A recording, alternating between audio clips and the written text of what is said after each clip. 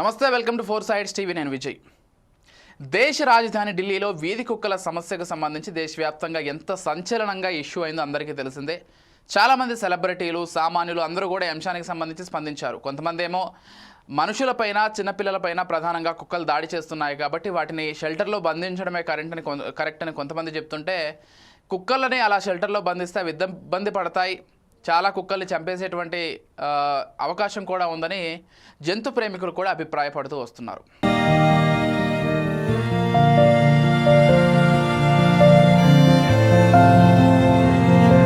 అయితే సుప్రీంకోర్టు ఇచ్చిన ఆదేశాలు ఏవైతే ఉన్నాయో దానికి సంబంధించి తీవ్ర అభ్యంతరాలు దేశవ్యాప్తంగా వ్యక్తం కావడంతో సర్వోన్నత న్యాయస్థానం తాజాగా ఈ అంశానికి సంబంధించి స్పందించింది. ఇంతకుముందు ఇచ్చిన ఆదేశాలను కూడా సవరించింది. బహిరంగ ప్రదేశాలు, రోడ్లు, వీధుల్లో శునకాలకు ఆహారం ఇవ్వడం చట్టవిరుద్ధమని స్పష్టంగా అయితే ప్రస్తుతం పేర్కొంది. అలా ఆహారం పెట్టకూడదని కూడా చెప్తోంది. ఇక నిర్దేశిత ప్రాంతాల్లోనే వాటికి ఆహారం ఇవ్వాలని కూడా సుప్రీంకోర్టు సూచించింది. ఇందుకోసం ప్రతి వార్డులో ప్రత్యేక కేంద్రాలను అధికారులు ఏర్పాటు చేయాలంటూ కూడా ఆదేశించింది.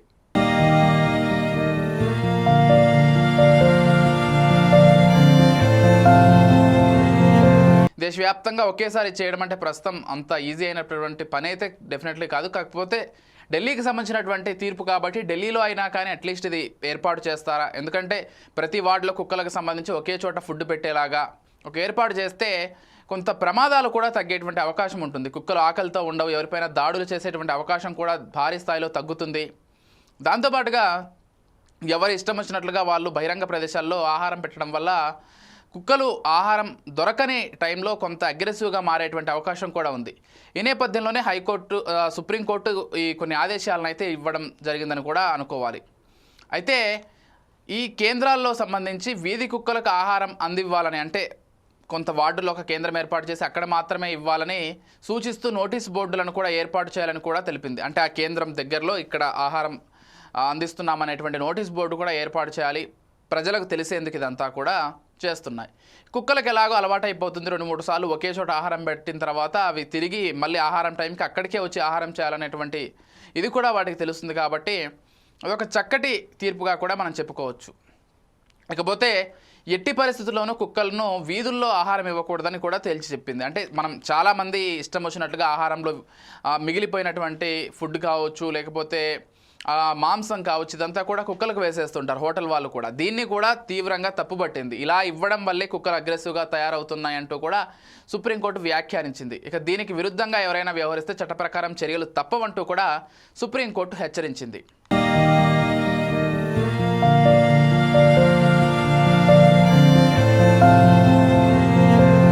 అది ఎక్కడ పడితే అక్కడ వీధి కుక్కలకు ఆహారం ఇవ్వడం వల్ల అవాంఛనీయ ఘటనలు జరుగుతున్నాయనేటువంటి నివేదికలను పరిగణలోకి తీసుకుని మొత్తం ఆదేశాలు ఇచ్చినట్లుగా కూడా మనకు తెలుస్తోంది. అయితే వీధుల్లో నడిచే సాధారణ పౌరులు తీవ్ర ఇబ్బందులు ఎదుర్కొంటున్నారని, ఇలాంటి చర్యలకు స్వస్తి పలకాలని అభిప్రాయపడింది. ఇలా ఇష్టం వచ్చినట్లుగా ఆహారం ఇవ్వడం వల్ల అవి ఈ వీధుల్లో వెళ్ళేటువంటి వాళ్ళు కూడా ఆహారం ఇస్తారనేటువంటి ఒక ఇంటెన్షన్ తోటి వాళ్ళ వెంట పరుగులు తీయడం కావచ్చు, ఇవన్నీ చేస్తున్నాయి. వాహనదారులు వెళ్ళేటప్పుడు కావచ్చు, దానివల్ల వాహనాల ప్రమాదాలు జరుగుతున్నాయి. చిన్నపిల్లలు ఆహారం ఇవ్వకపోయేసరికి వాళ్ళపైన కుక్కలు దాడి చేయడం, ఇదంతా కూడా జరుగుతూ వస్తోంది.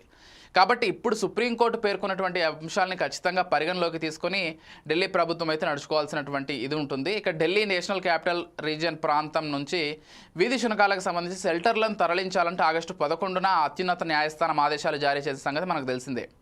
ఎందుకంటే కొన్ని ర్యాబిస్ కేసులు నమోదవ్వడం, కొంతమంది చనిపోవడంతో సుప్రీంకోర్టు ఈ నిర్ణయం తీసుకుంది. కుక్కలన్నింటినీ కూడా షెల్టర్కు తరలించాలని, తక్షణమే తరలించాలంటూ కూడా ఆదేశాలు ఇచ్చింది, కొంత టైం ఇచ్చి.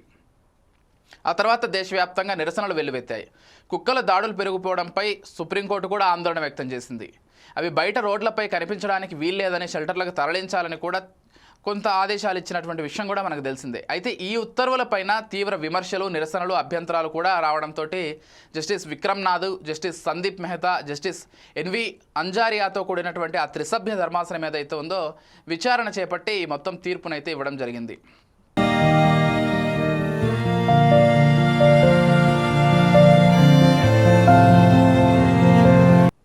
ఇక్కడ కొన్ని విషయాలు మనం స్పష్టంగా అర్థం చేసుకోవాల్సి ఉంటుంది ఖచ్చితంగా.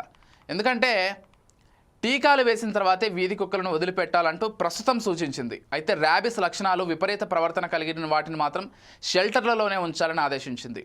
మిగతా వాటికి టీకాలు స్టెరిలైజేషన్ చేసిన తర్వాత ఎక్కడి నుంచి తీసుకొచ్చారో అక్కడే వదిలేయాలంటూ కూడా పేర్కొంది. ఈ మేరకు అన్ని రాష్ట్రాల సీఎస్లకు ఆదేశాలు కూడా ఇచ్చింది సుప్రీంకోర్టు.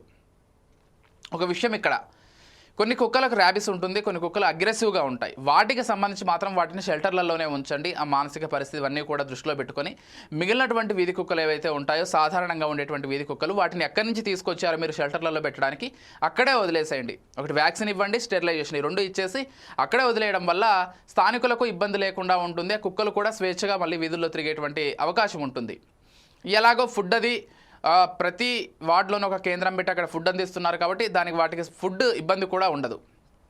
అయితే గత విచారణలో ఇచ్చిన ఆదేశాలను ఈ విధంగా సవరిస్తూ ప్రస్తుత నిర్ణయం అయితే ఉంది.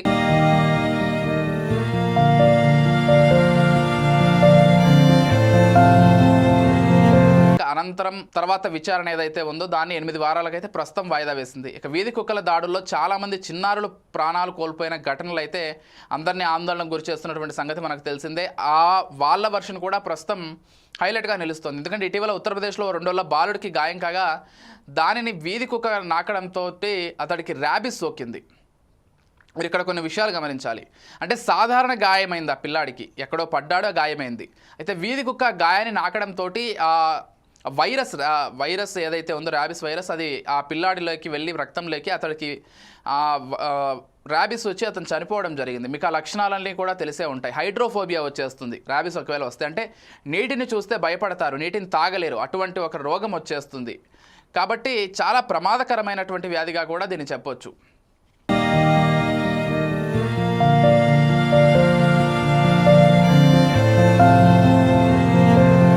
ఇది మొత్తంగా వీధి కుక్కలకు సంబంధించి సుప్రీంకోర్టు తాజాగా ఇచ్చినటువంటి ఉత్తర్వులు. అయితే దేశవ్యాప్తంగా ఇటు మన తెలంగాణలో కూడా గతంలో చూసాం, వీధి కుక్కల దాడుల్లో చిన్నారులు చనిపోవడం కావచ్చు, ఇవన్నీ కూడా గతంలో కూడా చూసాం. సుప్రీంకోర్టు మొదట ఆదేశాలు ఇచ్చినప్పుడు పిల్లలకు సంబంధించి మనుషులకు సంబంధించి ఎక్కువగా ఆలోచించే వాళ్ళు ఈ ఉత్తర్వులని లేకపోతే అప్పటి తీర్పును సమర్థించారు. కాకపోతే చాలామంది వీధి కుక్కలని మనం ప్రేమగా చూసుకోవాలి, వాటిని ఈ విధంగా షెల్టర్లలో బంధిస్తే అవి మానసికంగా ఇబ్బంది పడతాయి, చాలా షెల్టర్లు లేకపోవడంతో చంపేటువంటి ప్రయత్నం చేస్తారు అధికారులని దేశవ్యాప్తంగా నిరసనలో కూడా వెలువెత్తాయి. కాబట్టి 2 వర్షన్స్ కూడా సుప్రీంకోర్టు పరిగణలోకి తీసుకొని అగ్రెసివ్ అదేవిధంగా ర్యాబిస్ ఉండేటువంటి కుక్కల్ని మాత్రం షెల్టర్లో పెట్టి సాధారణ కుక్కలకి స్టెరిలైజేషన్ వ్యాక్సినేషన్ ఇచ్చి మళ్ళీ వీధుల్లోకి వదిలిపెట్టండి అంటూ సుప్రీంకోర్టు ఆదేశాలు ఇచ్చింది. అన్ని రాష్ట్రాల సీఎస్లకు కూడా ఈ ఆదేశాలను పాస్ చేసింది. మొత్తంగా వీధి కుక్కలకు సంబంధించినటువంటి సమస్యకు సంబంధించి సుప్రీంకోర్టు ప్రస్తుత ఉత్తర్వులు అయితే ఈ విధంగా ఉన్నాయి. మరో విచారణను మరో 8 వారాల పాటు వాయిదా వేసింది. ఆ తర్వాత ఏ విధంగా ఉంటుంది ఏంటి అనేది కూడా చూడాలి. మళ్ళీ దేశవ్యాప్తంగా ఎటువంటి చర్చ వస్తుందో కూడా వేచి చూడాల్సిందే.